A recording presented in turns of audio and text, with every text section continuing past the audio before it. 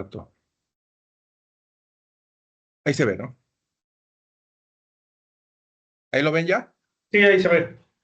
Ok. A las 7, ¿va? Para no... Sí, Aquí tengo en la mano ya el celular. Luego me paso. los muchachos están muy ocupados, dicen. Sí. No, es Bueno, gracias. entonces, como les dije la vez pasada, ya introducimos o nos introdujemos, ya entramos a lo que son los diseños puros. Teníamos los preexperimentales, los cuasi experimentales. En los preexperimentales y cuasi experimentales veíamos una o hasta dos muestras.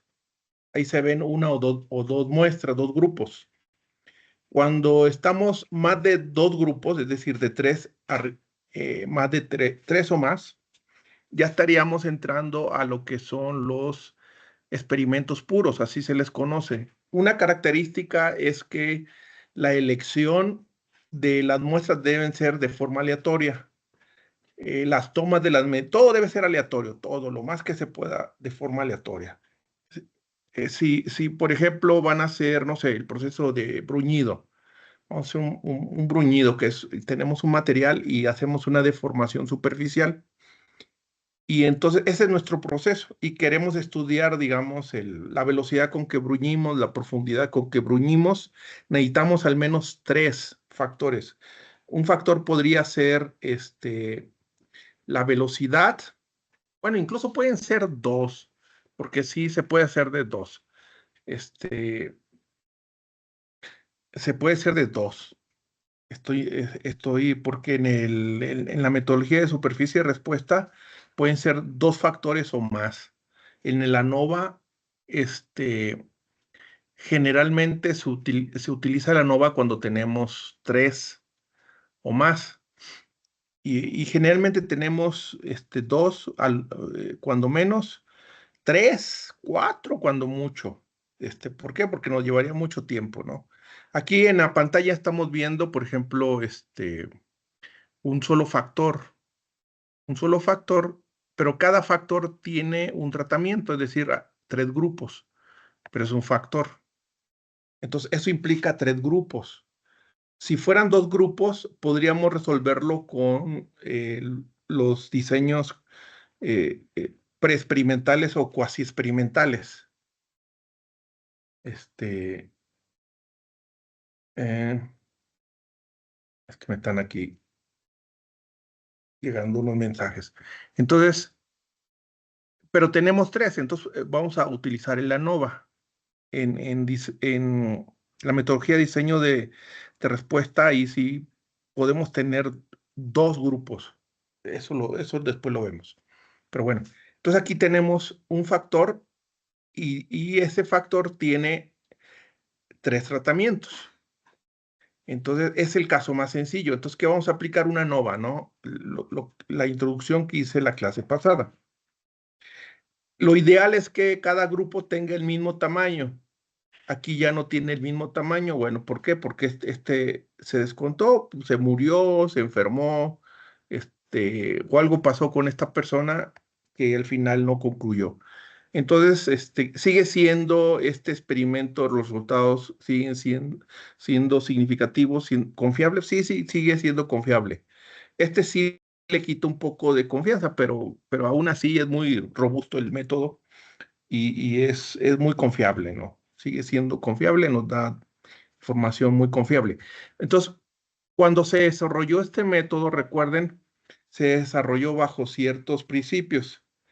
Uno de los principios fue que la distribución de la población debe ser normal. Entonces, hay que hacer una prueba de normalidad. Esa es una. Otro postulado, condicionante es que, aún así, si no fueran normales, como quiera se resuelve, nos quita un poco de confianza o confiabilidad, pero aún así el método es muy robusto. Al menos que sean muy, muy, muy, que no sean muy, muy normales, muy disparejas, una distribución de plano que no cumple la normalidad, entonces ahí sí a lo mejor no nos daría la confianza suficiente, pero hay métodos para hacer la corrida y nos dice el software, ¿no? Afortunadamente. Entonces hay métodos numéricos, nosotros no vamos a hacer métodos numéricos, vamos a resolverlo por software. Otra condición es que las desviaciones estándares de los grupos que manejemos, 3 o más, deben ser estadísticamente iguales. Es decir, tienen que estar bajo ciertas tolerancias, deben ser iguales, ¿no? Porque se supone que como lo sacamos de una población y lo sacamos de forma aleatoria, entonces la dispersión que tenga con respecto a la media de la población se distribuye de forma homogénea. Entonces se esperaría que si fueran la dis- por eso se hace de forma aleatoria, porque si nosotros garantizamos que es aleatoria, nos va a salir de forma automática una distribución, la desviación estándar iguales, estadísticamente iguales. La distribución nos va a salir normal.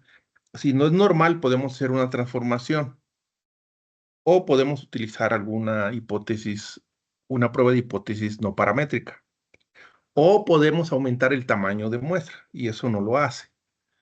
Y otra condición es que deben ser independientes. Y esa independencia la logramos con el simple hecho de hacer la selección y las mediciones, hacer todo de forma aleatoria. Les daba el caso del bruñido. El bruñido, por ejemplo, tenemos el bruñido ahí tranquilamente. Tenemos, por ejemplo, un factor. Yo puedo tomar un factor y al menos debería tomar tres tratamientos. Un factor podría ser, por ejemplo, el bruñido, es una punta de diamante, como cuando pulen las ollas de barro con la piedra en los pueblos, le hacen cuando hacen cazuelas de barro, en algunos pueblos agarran piedras y las tallan, eso es un bruñido. Nosotros hacemos ese mismo proceso, pero en un acero, con una punta de diamante, pero de forma controlada. ¿Y qué controlamos? Podemos controlar la velocidad con que avanza esa punta sobre el material. El número de pasos podría ser 1 paso, 2 pasos, 3 pasos. Podría ser la profundidad, que es equivalente a la fuerza, la profundidad. Entonces ahí podríamos manejar al menos un factor, 2 factores o 3 factores. Entre más factores nosotros utilicemos, pues, vamos a necesitar más tamaño de muestra. Y cada factor puede tener o debe tener al menos 2 tratamientos. El tratamiento original y al menos una réplica, es lo que nos dice la literatura. Entonces, si yo voy a utilizar, por ejemplo, la profundidad, no sé, puedo, por decir un número, una profundidad de 1 micra y otro tratamiento es 2 micras. En la velocidad, por dar un número, ¿no? 20 milímetros por segundo y en otro 40 milímetros por segundo. O puedo, no profundidad, fuerza. 10 newton, 30 newton y 40 newton. Ahí tengo 3 tratamientos. En este caso tengo un factor, es el caso más sencillo, es el que vamos a ver. Y este factor tiene 3 tratamientos. El factor es el profesor. Y el tratamiento, pues es Paco, Luis y Pedro. Y aquí tengo los tratamientos que son los alumnos. En este caso son 5 tratamientos. O podemos, dependiendo, puede ser el original, que sería 85, 80 y 82, y 4 réplicas. En algunos casos le llaman 5 réplicas, pero en Minitab son 4 réplicas. Eso ya depende de cada autor, ¿no? Bueno, entonces esto es, ¿y cómo lo resolvemos? Con una ANOVA. Lo vamos a resolver con una ANOVA. Entonces aquí vamos a tener el número de tratamientos, es Paco, Luis y Pedro, son 3, y lo vamos a asignar con una K. El total de datos son estos: 85, 72, 83, 80, hasta llegar al 88, tenemos 4. Deberían ser 5 porque son 5 datos por cada tratamiento, o 5 réplicas por cada tratamiento. Sin embargo, a Paco aquí uno de las réplicas falló por alguna razón. En este caso son alumnos, entonces a lo mejor se murió, se enfermó, no lo sé. Entonces, por eso son 14, no son 15. Y a ese le vamos a llamar la N mayúscula. Y entonces para la muestra 1, que es el primer tratamiento de Paco, vamos a tener cuatro réplicas. Le vamos a llamar N1. N2 es el tamaño de muestra de Luis, que es del grupo 2. Vamos a tener 5. Y para Pedro es N3, vamos a tener 5, ¿no? Entonces, básicamente estos es la información que nosotros vamos a obtener cuando nosotros corramos un experimento puro de una sola vía, de un solo factor, en este caso con 3 tratamientos. ¿Por qué? Porque la ANOVA me requiere 3 grupos, 3 muestras al menos, ya sea 2 factores y cada factor 2 y 2, ya tengo 4, ya estoy cumpliendo, tengo más de 3 o más. Aquí tengo un factor, pero con ese factor tengo 3 réplicas, 3 tratamientos, entonces ya tengo los 3 grupos cada grupo de cada uno de los tratamientos, que es Paco, Luis y Pedro.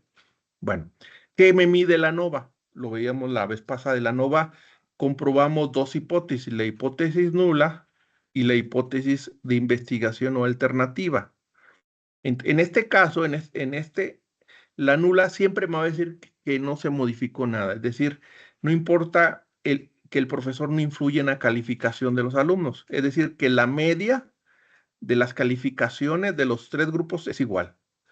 Entonces, ¿y cuándo se va a cumplir esta? Cuando el p-valor sea mayor de 0.05.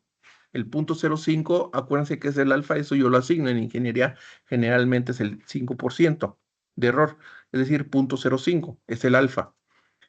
Y cuando el alfa es menor que 0.05, entonces estaría cumpliendo la hipótesis de investigación, que es generalmente lo que nosotros buscamos, generalmente. En este caso, bueno, en este caso no lo buscaríamos si fuéramos nosotros los dueños de la universidad. Nosotros esperaríamos que no importa qué profesor tú pongas a que dé la capacitación, va a generar el mismo resultado. Entonces, tú no esperas que se dé la alternativa. Pero en la realidad, pues eso es bien complicado, ¿no? Que pongamos 3 profesores que den la misma materia y que los alumnos tengan el mismo progreso o aprovechamiento, ¿no? Cada quien tiene su método, unos explican más, otros menos, pues cada quien, ¿no? Entonces nunca va a ser igual. Entonces, cuando se cumple la alternativa, nos dice que por lo menos una media es diferente. Y eso es lo que nos dice la NOVA. La NOVA no nos dice si es mejor o peor, simplemente nos dice, ¿sabes qué? Uno de tus profesores está influyendo en la calificación de los trabajadores. Para bien o para mal, no lo sabemos. De ahí hay que hacer otro estudio. Entonces, si se cumple la nula, hasta ahí queda, dice, no importa, el profesor no influye, pero si se cumple la alternativa, entonces hay que hacer otro estudio para analizar cuál de los 3 profesores está influyendo de forma positiva o negativa en la calificación de los trabajadores. Tú como universidad, dependiendo si vas a contratar, tienes 3 y tienes una plaza y le vas a dar una plaza, pues se la vas a dar a ese que te esté influyendo positivamente. O si te dijeron que desocupes a alguien, pues entonces lo vas a utilizar para despedir al que influye negativamente. Entonces, la información depende de lo que tú estés buscando, ¿no? Entonces, ¿y qué es lo que vas a medir? La variable de interés o de respuesta es el rendimiento de los trabajadores. ¿Cómo lo mides? Con la calificación, un examen estandarizado para los 3 grupos, pero claro, el profesor tienes que darle las mismas condiciones para que eso sea válido. Entonces, tienes que haberle dado más o menos grupos homogéneos, porque si de mala fe le puedes poner al que te caiga mal, los peores alumnos, y el que te caiga bien, los mejores alumnos. Por muy malo que sea el profesor, los alumnos van a salir bien. Y por muy bueno que sea el profesor, si tiene muy malos alumnos, van a salir mal. O sea, no importa si te vistes de payaso, van a salir mal. Pero un muy buen alumno, no importa el profesor que tenga, ellos siempre van a salir adelante, ¿no? Independientemente cómo sea el profesor. Entonces, y la variable independiente, que es el profesor, pues es el tipo de capacitación, a final de cuentas, el tipo que están recibiendo lo que están midiendo es la capacitación del profesor. Entonces, eso es lo que me digo. Ahora, estos son nuestros grupos, nuestros alumnos, nuestros grupos. Entonces, el análisis de varianza es una metodología que desarrolló Fisher, que básicamente, que ahí les di la liga del libro, donde está toda la teoría, donde basa su estudio en la comparación de la cantidad de variación de cada uno de los programas, de los tratamientos. Si de un tratamiento a otro la variación es significativamente alta, los tratamientos tienen efectos diferentes en las poblaciones, ¿no? Entonces, él lo que hace es mide la variación de todo el grupo en completo y en particular de cada tratamiento, de los tres grupos. Entonces, es lo que hace la metodología ANOVA. De hecho, ANOVA viene de análisis de la varianza. Entonces, en este método considera tres tipos de fuente de variación. La variación total, la variación entre las muestras, es lo que hace el análisis, y la variación dentro de cada muestra. Entonces, por ejemplo, aquí tenemos un grupo, el segundo grupo, y luego tenemos el tercer grupo. Sí, sí, ahí ya están divididos por los grupos. Entonces, lo que hace la ANOVA mide la variación entre las muestras, o sea, cómo varía la varianza de la primera muestra con respecto a la segunda y a la vez con la tercera, ¿no? De forma simultánea entre cada una de ellas. Ese sería. Todos los empleados del programa 1 no obtuvieron el mismo puntaje que los del programa 2 o del programa 3. Es lo que mide la variación producida por el factor o el tratamiento. Es una de las filas que nosotros vamos a ver, la variación. Y usa esta ecuación, esta es la ecuación que nosotros vemos, es la variación. ¿Cómo está variando el primer grupo con respecto a la media de toda la población? Luego mide el segundo grupo con respecto a la media de toda la población y el tercer grupo con respecto a la variación de la población. Entonces es la media de con la población en general, de con la población en general, y luego de con la población en general. Y a esto le vamos a llamar la suma de cuadrados de los tratamientos. Luego, en la siguiente fila, lo que hace la ANOVA es mide la variación, pero dentro ya del grupo, de grupo por grupo. A eso lo vamos a conocer como el error de muestreo. Acuérdense que el error no es que esté malo, si recuerdan, es la desviación estándar entre la raíz cuadrada del número el tamaño de muestra de ese grupo. Entonces, en el anterior mide cómo cambia un grupo con respecto a otro. Aquí mide cómo cambia cada alumno con respecto al grupo, es decir, cada uno de ellos con respecto a su propio grupo. Entonces, porque dentro de este grupo dentro de los grupos va a haber grupos que son mejores que otros, pero dentro del grupo va a haber alumnos que sean mejores y otros que sean peores. Entonces, a esto le vamos a conocer en el ANOVA como el error de muestreo. Y lo que hace, mide precisamente eso, cómo está variando, cómo varía cada uno de los alumnos de su grupo, no con respecto a otros grupos, sino de su grupo.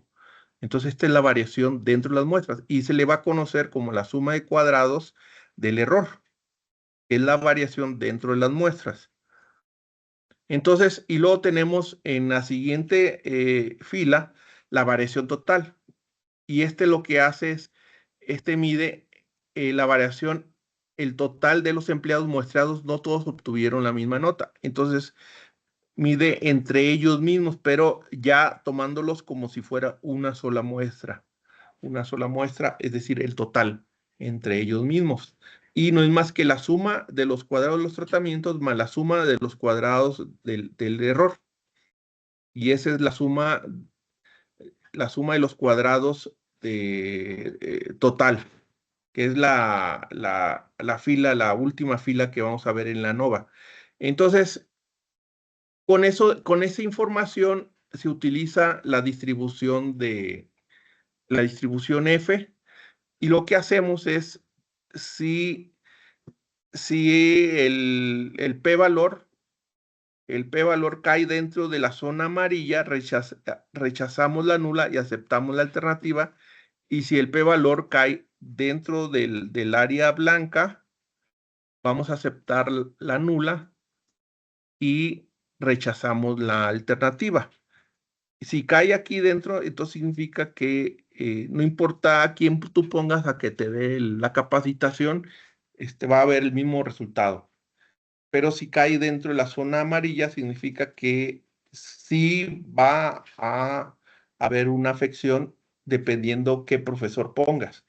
Lo que nosotros esperamos es que no importa a quién pongas, que es del mismo resultado. Pues en la vida real eso no es así, ¿no?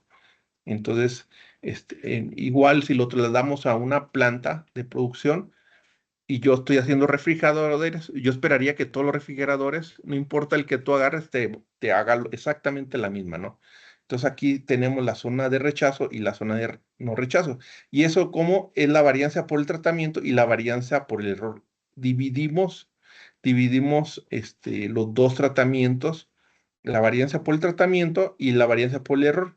Ese nos va a dar la F calculada, lo comparamos con la F crítica. Si la F calculada cae en la zona de rechazo, entonces vamos a rechazar la hipótesis nula, que significaría que sí hay sí hay un cambio o sí hay una afectación dependiendo del tratamiento.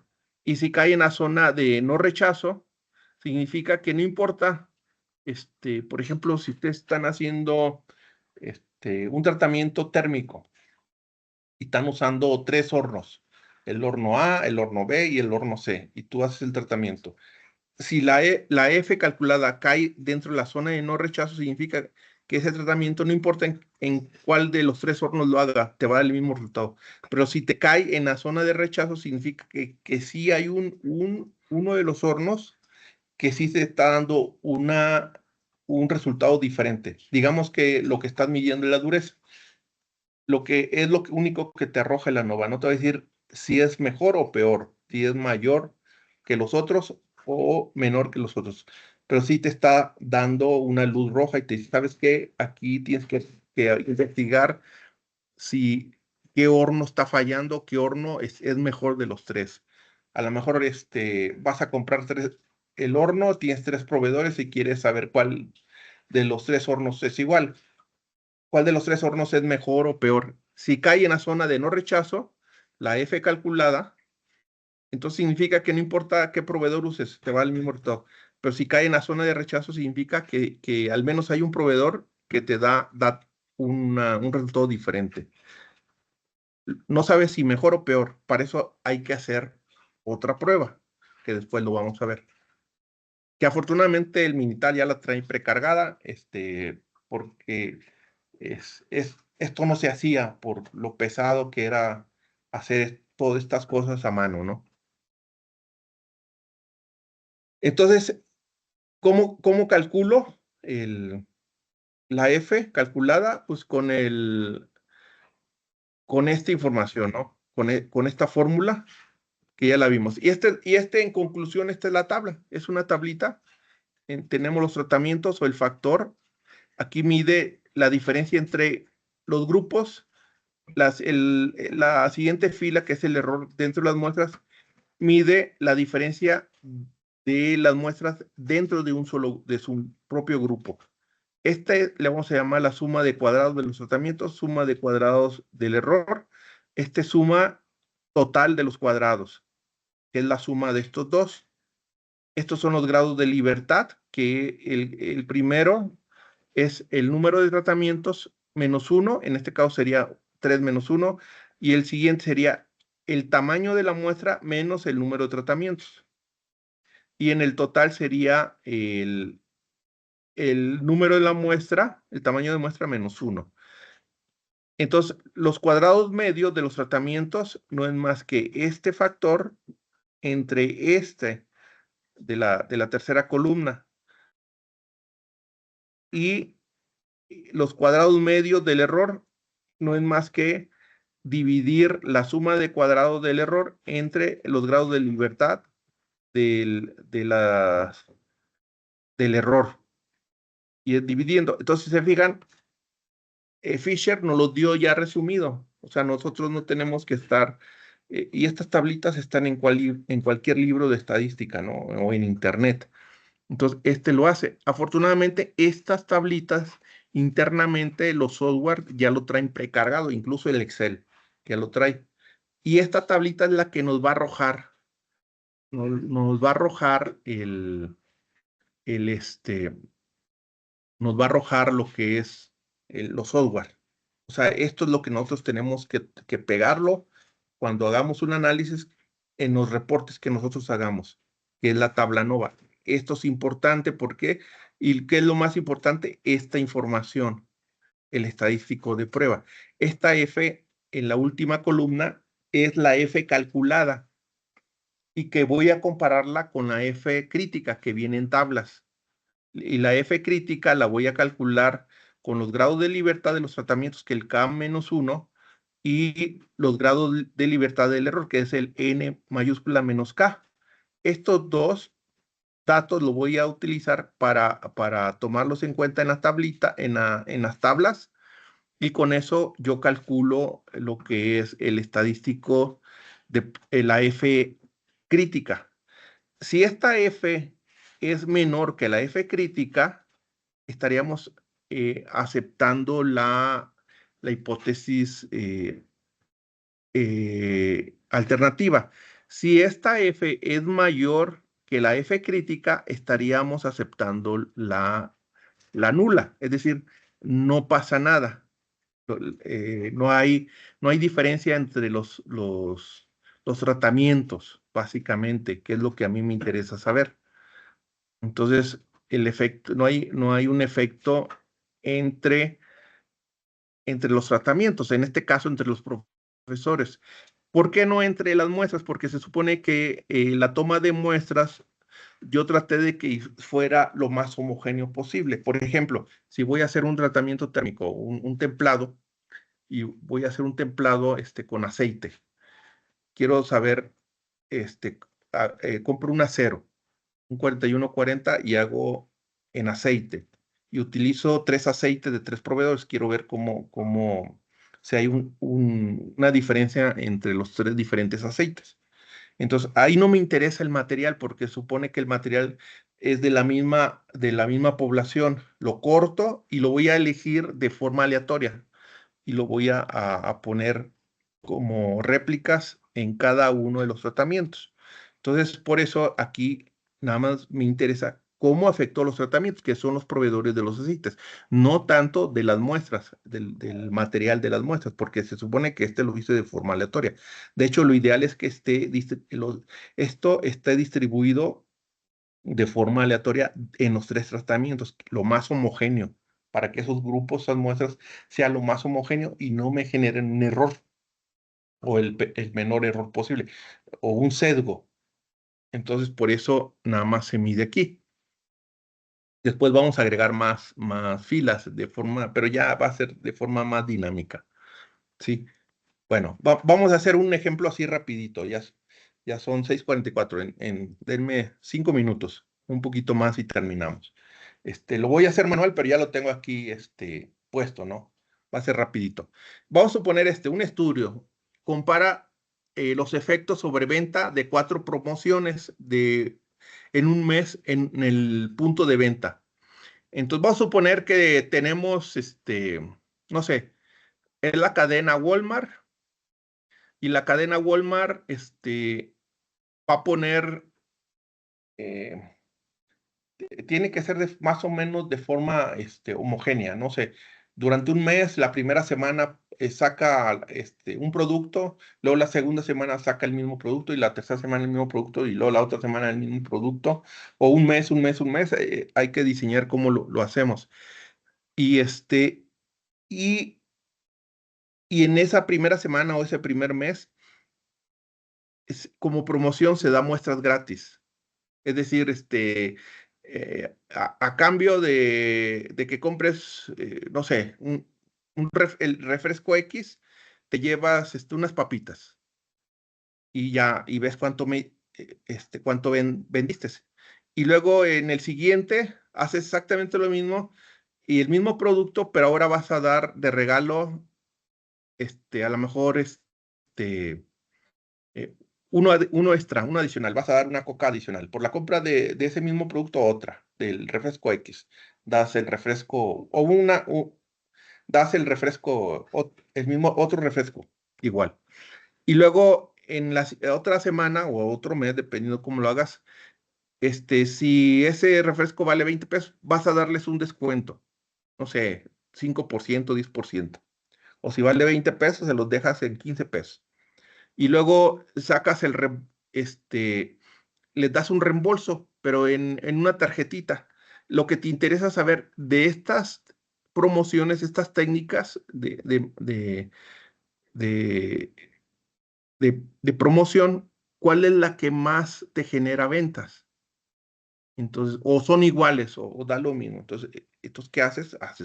Haces una nova de una vía, de un solo factor. Aquí tienes un factor.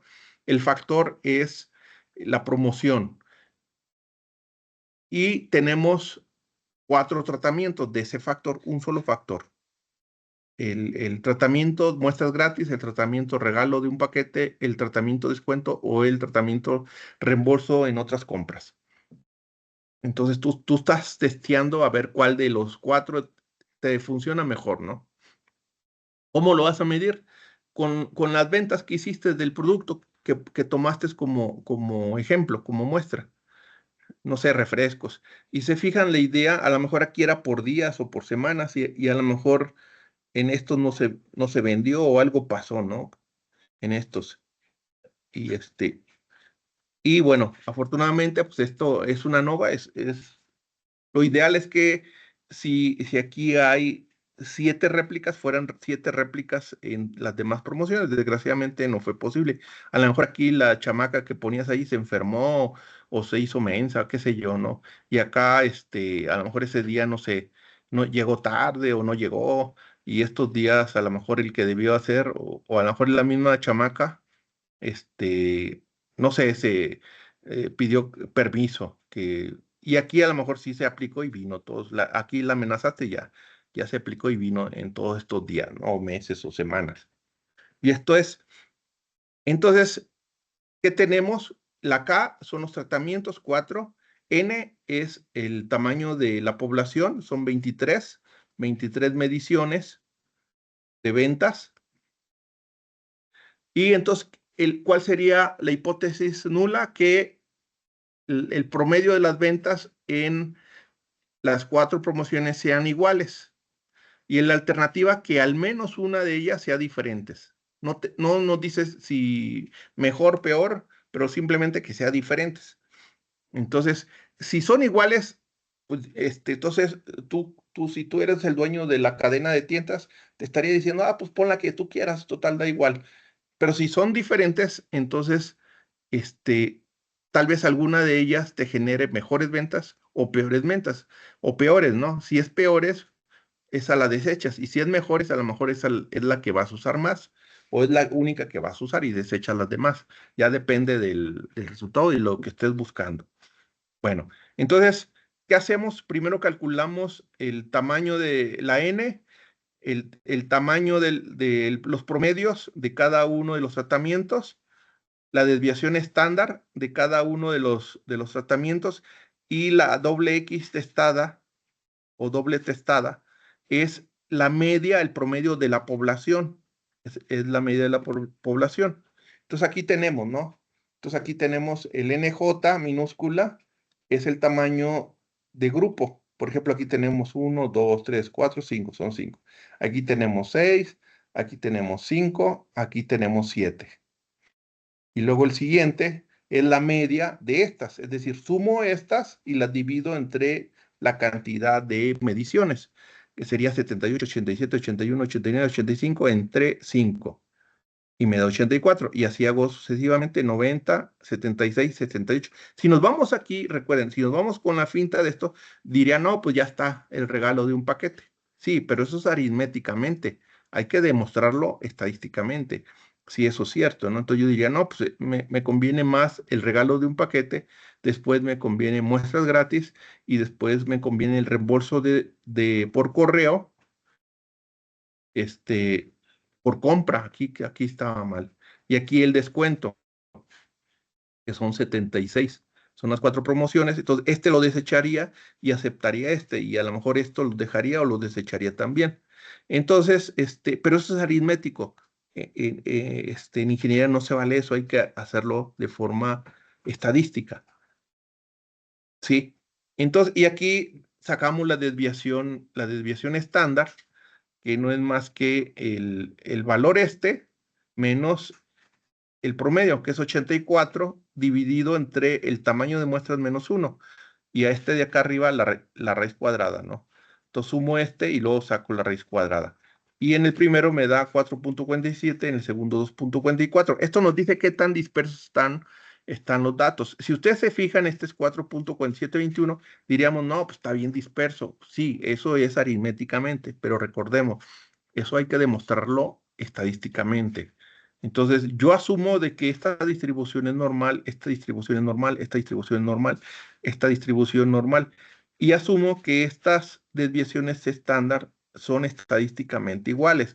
Ahorita no lo vamos a demostrar, lo vamos a tomar como cierto. En la próxima lo vamos a repetir y vamos a revisar cada uno de esos supuestos. ¿Sí? Entonces aquí pareciera ser que no es. Entonces esto me le quita confianza al método. Sin embargo, aritméticamente pareciera ser que no, pero estadísticamente me puede decir que sí es igual. Entonces que más o menos porque es una distribución, más o menos se empalman, aunque aquí la dispersión sea diferente. Bueno, entonces calculamos la sumatoria de cuadrados, considerando la media, que es esta ecuación, que sería multiplicado por sería menos al cuadrado multiplicado por el 5. Sería por el 5. Déjenme cambiar aquí el puntero. Ahí está. Ese sería, y luego continúo con el siguiente, sería 90 menos 82 al cuadrado multiplicado por 6. Y luego más 76 menos 82, eso al cuadrado multiplicado por 5. Y luego más 78 menos 82 multiplicado por 7. Bueno, 78 menos 82 al cuadrado multiplicado por 7. Y ese sería la suma de cuadrado de los tratamientos, que es esto que vemos aquí. Y nos va a dar 696. Y nos dice cómo están variando las medias entre los tratamientos, 696. Y entonces aquí llenamos este primer dato, ¿no? Claro, esto que estamos haciendo de forma automática y de un clic lo hace el software. Nada más, no es para que se lo aprendan de memoria, esto está en cualquier libro. Pero es para que estemos más o menos familiarizados que internamente está haciendo el algoritmo del software. Ahora vamos a calcular el siguiente dato, la suma de cuadrados del error. Y la suma de cuadrados del error lo calculamos con Es decir, sería 5 menos 1 multiplicado por este al cuadrado. Y luego más 6 menos 1 multiplicado por este, que es 2.4495 al cuadrado. Y luego es 5 menos 1 multiplicado por el cuadrado de 5.2915 más 7 menos 1 multiplicado por 5.5 al cuadrado. Y lo que me dé es la suma de los cuadrados del error. Es decir, la diferencia entre una sola muestra, que es esto que estamos viendo aquí. Esto lo hace internamente el software. Claro, aquí está papita, son 3, pero ya en un problemita un poquito más detallado, esto se hace casi imposible. Y esto la ANOVA incluso lo podríamos hacer relativamente sencillo. El problema es, si se cumple la alternativa, hacer el otro análisis. Ese es más tedioso, pero afortunadamente con el software es más fácil. Y me habla de qué tanto está diferenciando la desviación estándar entre cada uno de los miembros dentro de un solo grupo. ¿Sí? Y aquí lleno con este. Y aquí viene los grados de libertad. En este caso, los grados de libertad para el 3 sería la K-1, que sería 4-1. Y para este grado de libertad del error sería N-K, que sería 23-4. Y aquí lo tenemos, ¿no? Y luego viene este. Y el total es la suma de estos dos, ¿no? Y aquí también sería en la suma de estos dos. Entonces, no es más que entre este, y tengo 32. Y este sería entre y tengo el de aquí. Aquí lo tengo, ¿no? Y el F calculado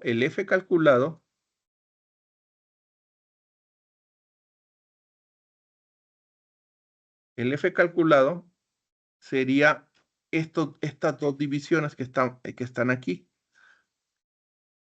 Estas dos, y me va a dar el F calculado, que es ese.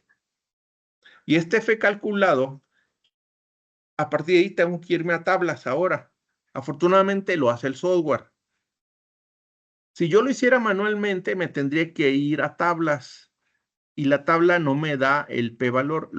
¿Por qué? Porque el p-valor es el área bajo la curva amarilla. Sería el p-valor crítico. Y el p-valor calculado sería si estuviera aquí, sería el área bajo la curva. Tendría que hacer una integración de Afortunadamente, bueno, hacerlo a mano está complicado. Afortunadamente, un software lo hace de forma, tiene el algoritmo y lo hace y nos lo da inmediatamente. Por eso, por software, nos lo maneja como el área y por tablas nos lo maneja como el F calculado, el F crítico. Entonces aquí nos va a dar el F crítico. Esta área sería 0.05, el área amarilla, porque es el p-valor. Pero este valor en el eje X, donde cortan el eje X, es el F crítico, ese lo obtenemos de tablas. Agarro una tabla de distribución F. En el eje X va a ser los grados de libertad del numerador, que sería por tratamiento el 3, y en el eje Y los grados de libertad del denominador, que sería por el error 19, donde corta sería 3.12, es donde aquí corta, porque acuérdense que esta está normalizada a 1, el área bajo la curva de el área bajo las curvas es 1, están estandarizadas, están normalizadas. Entonces, aquí el valor que corta en X sería 3.12. Si el F calculado es menor de 3.12, entraríamos en el área de rechazo amarilla. Entonces se tendría que rechazar la nula y aceptar la alternativa. Y si cae en esta zona blanca, es decir, si el F calculado sí es menor, entonces caeríamos aquí, si es mayor, caeríamos acá, ¿sí? Entonces ahí, este es aquí, nos caería 3.274 y ese es el área bajo la curva. El área amarilla es 0.05. Pero como el F calculado es 11.36, nos queda en la zona amarilla. Entonces, ¿qué nos dice? Que sí, hay una de las metodologías de promoción que es diferente. Mejor o peor, no lo sé, pero ya me está diciendo que es diferente. Si caería en la zona blanca, hasta ahí detengo el ejercicio. No tiene caso continuar y concluyo que no importa el que tú uses, utiliza el que tú quieras, da lo mismo, tiene el mismo todo, pero aquí sí hay algo, alguno de ellos, al menos uno de ellos es diferente. Para mejora las ventas o las empeora, no lo sé. ¿Por qué? Porque da 11.361. Entonces rechazamos la nula como verdadera y aceptamos la alternativa. Entonces existe evidencia muestral suficiente y entonces, sin embargo, el software no nos lo calcula así, nos calcula aquí, nos da directamente el área bajo la curva. Y el p-valor, el software nos arrojaría esto, que es el área. Entonces, como este es menor que 0.05, es decir, menor que el área amarilla, entonces se rechaza. Esto es lo que vamos a ver en el software. Esto no lo vemos en el software. Esto es cuando lo hacemos de forma manual. Afortunadamente, esto internamente lo calcula el software. Ya tiene precargadas todas estas tablas y él no lo hace. Entonces, esto es lo que está haciendo el software. Entonces, acuérdese que el p-valor, cuando es mayor que 0.05, mayor o igual, se acepta la nula, y cuando es menor, se acepta. Y cuando se rechaza, aquí se pone, va a aparecer en el software significante. Aquí va a aparecer la palabra mágica, significante, que es precisamente en la mayoría de nuestros experimentos es lo deseable, en la mayoría, no en todos, pero en la mayoría. En este caso, lo deseable es que fuera igual. ¿Cuál escojo? Si es igual, ¿cuál escojo? La que me salga más barato, la que me sale más barato como empresa. Y aquí, ¿qué pasa? Pues a lo mejor la peor es la que me sale más barata y la mejor es la que me sale más cara. Entonces tendría que ya hacer más análisis ahí de costos y eso y decidir cuál de las dos. Pues sí, no me genera tantas ventas, pero no me cuesta mucho porque aquí no tengo que contratar 10 muchachas ahí que estén bailando y un sonido y todas esas cosas que hacen las tiendas, ¿verdad? Entonces, siempre va a aparecer esta palabra, significante. Cuando aparezca esto, automáticamente está diciendo que sí hay una diferencia entre los grupos por el tratamiento. Es el significado. Entonces, esto es lo que van a ver en los softwares.